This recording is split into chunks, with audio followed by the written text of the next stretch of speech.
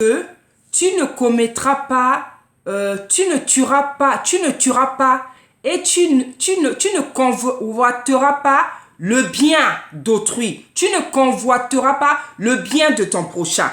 Mais David a commis ces deux péchés. Il a été meurtrier, il a convoité la femme d'autrui. Hein? Et il y a un moment donné même, il a fait le dénombrement d'Isolélé alors que Tata Nzambe ne le lui avait même pas demandé. Hein? Mais Tata Nzambe l'appelle l'homme selon mon cœur. Pourquoi Tata Nzambe appelait David l'homme selon mon cœur? Parce que David était un homme rempli d'amour et de miséricorde. C'était un homme, malgré ce qu'il avait fait, qui était animé par l'amour et par la miséricorde. Oui, malgré ce qu'il avait fait. Parce qu'en fait, ce qu'il avait fait là, c'était le péché qui était entré en lui. C'est le péché, c'est le diable. C'est cette nature adamique, c'est cette nature pécheresse qui est en nous. Mais quand vous enlevez ça, David, c'est un homme qui est agréable à Tata Nzambe.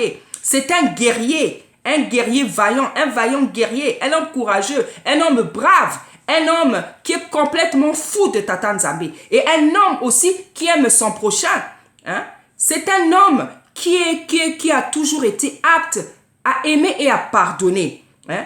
Si bien que toutes les fois, pendant des mois, des années où Saul, son beau-père, a voulu le tuer parce qu'il était jaloux de lui, il n'a fait que le pardonner sans arrêt. Il n'a fait que le pardonner, même quand il pouvait le tuer. Parce qu'un jour, Saul et ses hommes, fatigués à force de courir après David pour le tuer, se sont endormis, se sont reposés. Ils se sont tous endormis, même les gardes du corps. Et David et ses hommes les ont vus, ils se sont approchés. David a pris sa lance, David a pris l'épée et ils se sont retournés. Les gardes du corps de David ont dit... Chef, regarde, il est là. Tata Nzambe le met à ta disposition. Aujourd'hui, tu peux en terminer avec lui. David a dit non. David a dit, je ne toucherai pas à loin de l'Éternel. Hein? Et il a pris sa lance, il a pris son épée. Il est allé plus loin, il s'est éloigné, il est allé sur une montagne, il a commencé à crier. Il a crié le nom de, comment dire, il a crié le nom du chef de l'armée de Saul. Il a dit, pourquoi dors-tu? Pourquoi n'as-tu pas veillé sur loin de l'Éternel? Pourquoi dors-tu? Regardez aujourd'hui ce que j'ai fait. Il a commencé à parler à Saul. Il a dit, regarde papa, parce qu'il appelait papa, parce que c'était son papa. C'était son papa dans la foi, son mentor. Il a dit, regarde, aujourd'hui j'ai pris ton épée, j'ai pris ta lance, j'aurais pu te tuer, hein? Mais je n'ai rien fait parce que je t'aime. Parce que tu n'as rien contre moi. Moi aussi, je n'ai rien contre toi. Voilà le cœur par lequel David était animé. David était animé par un cœur d'amour, un cœur de misère. Non seulement il aimait ses ennemis et il les pardonnait même. Hein? Est-ce que toi, tu peux pardonner quelqu'un qui veut te tuer, comment dire, qui pense qu'à te tuer jour et nuit, hein? Pendant des mois, pendant des années? Est-ce que tu peux pardonner ça, hein? À une personne qui veut te tuer? David avait ce cœur-là. David avait le cœur pur. Voilà un cœur pur. David avait le cœur pur.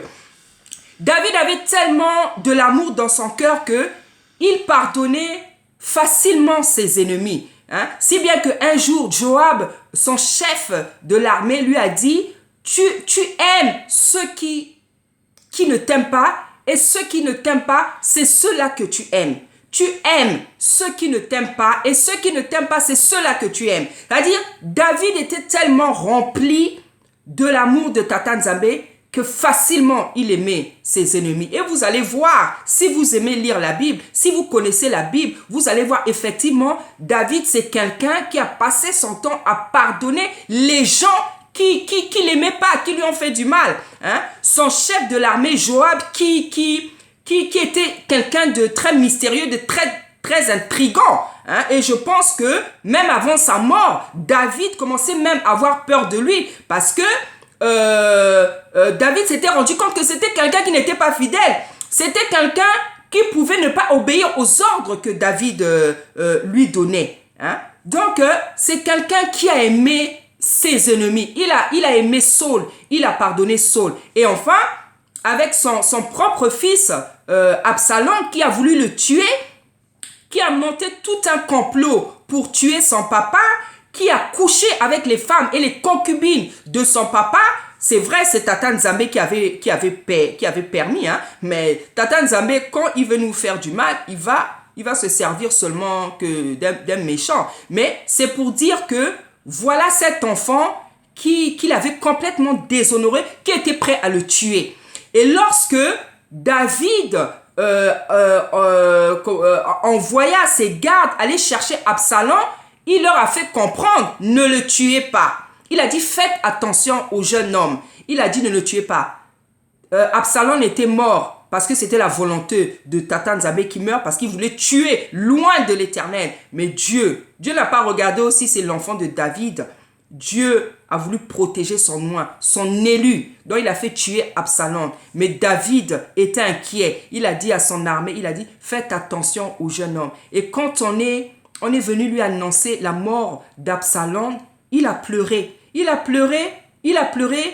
C'est comme si c'était quelqu'un qui lui voulait du bien. Il a pleuré, c'est comme si c'est quelqu'un qui lui voulait du bien. C'est pour montrer à quel point, jusqu'à la dernière minute, comment David était capable de pardonner même la personne la plus mauvaise, la plus méchante. Hein? Son fils voulait le tuer, mais il a oublié que son fils voulait le tuer. Il était prêt, il espérait qu'il reste en vie pour pouvoir arranger la situation. Mais Tata Nzambe savait que son fils était mauvais. C'est pour vous parler de la grandeur d'âme, la générosité du cœur, l'amour qu'il y avait dans le cœur de David et la générosité, la miséricorde qu'il y avait dans son cœur. C'est pour ça que Tata lui a dit que l'homme selon mon cœur. C'est l'homme selon mon cœur parce qu'il était rempli d'amour, de miséricorde et c'est quelqu'un aussi qui savait facilement s'abaisser, s'humilier, se repentir automatiquement dès qu'il péchait. C'est aussi pour ça que Tata Nzambe l'appelait l'homme selon mon cœur. Voilà tout ce qui constitue un cœur pur. Voilà tout ce qui constitue un cœur pur. C'est pour ça que dans les évangiles, le Christ de notre race dit aux disciples, aux apôtres, il dit que celui qui a beaucoup d'amour, dans son cœur sera beaucoup pardonné. Parce que justement, Paul nous dit que il parle de l'espérance, de la foi et de l'amour. Et il dit que de ces trois choses, celle qui demeure, celle qui est la plus grande, c'est l'amour. Et il nous dit encore que l'amour est le lien de perfection. Donc, bien aimé dans le Seigneur, ce que je vous veux faire comprendre aujourd'hui, c'est qu'un cœur pur, c'est un cœur qui est rempli d'abord d'amour et ensuite de miséricorde. Parce que la miséricorde découle de l'amour. Parce que quand tu es rempli d'amour, tu ne peux pas faire du mal à autrui. Quand tu es rempli d'amour, tu ne peux pas être insensible à la souffrance d'autrui. Et même quand on t'a fait du mal, tu vas pardonner. C'est ça un cœur pur, bien aimé dans le Seigneur. C'est ça un cœur pur.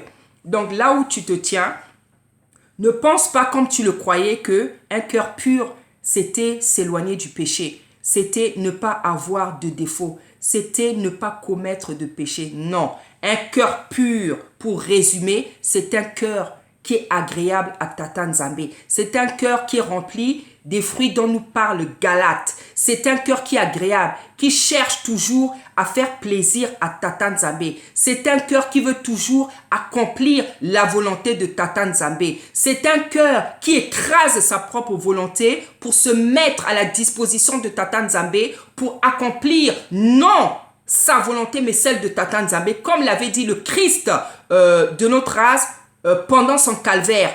Il a dit non pas ma volonté mais la tienne. Un cœur pur, c'est un cœur qui veut accomplir la volonté de Tata Nzambe. C'est un cœur qui se bat jour et nuit pour être agréable et pour faire plaisir à Tata Nzambe. Et évidemment aussi, c'est un cœur qui veut et qui s'éloigne du péché comme Job. Parce que la Bible dit que dans Habakkuk que le péché lui est insupportable. Il ne pardonne, il ne supporte pas le péché. Donc un cœur pur, c'est dans le cœur. C'est pas dans le corps, c'est dans le cœur que ça se passe. C'est un cœur qui est animé des choses saintes, des pensées saintes, des sentiments saints, des pensées saines, des motivations saintes. Saines, c'est ça un cœur pur. C'est un cœur qui est propre. C'est un cœur qui est propre. C'est un cœur qui n'a pas l'envie. C'est un cœur qui n'a pas la critique. C'est un cœur qui n'a pas des mauvaises pensées sur autrui. C'est un cœur qui n'est pas en train de méditer le mal. C'est un cœur qui cherche toujours à faire du bien.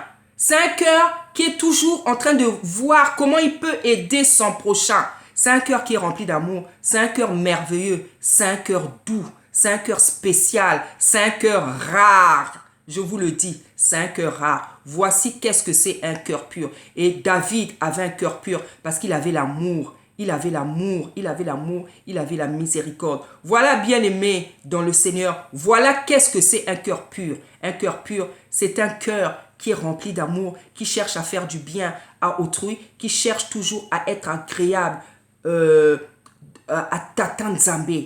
C'est un cœur, c'est ça, un cœur pur.